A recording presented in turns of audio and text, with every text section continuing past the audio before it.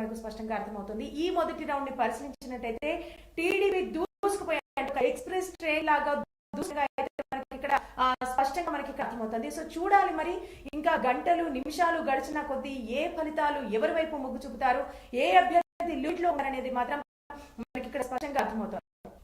So విధంగా చూసినట్టయితే భాజపా చూసుకున్నట్టయితే 271, 300 ఈ విధంగా అంటే తన స్థానాలను పెంచుకుంటే పోతుంది.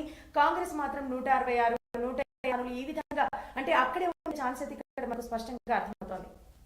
సో ఇక్కడ చూసుకుంటే ఇక్కడ టీడీపీ 58 స్థానాల్లో బాధ్యతలో ఉంది, వైసీపీ 10 స్థానాలకి పరిమితమైపోయింది. జనసేన అంటే గత ఎన్నికలను పోల్చుకుంటే మాత్రం ఈసారి జనసేన బుల్లెట్ ట్రైన్ లాగా దూసుకుపోతుంది.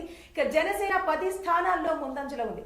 అంటే జనసేన తీసుకునేది ఒక 21 స్థానాలు. అంటే ఇక్కడ పవన్ కళ్యాణ్ తను ఆలోచించినట్టు చాలా మంది తనను కించపరచమాట.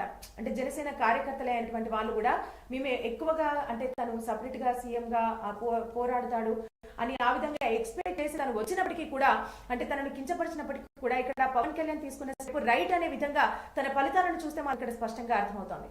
సో చూస్తూనే ఉండండి సువర్ణ మీడియా.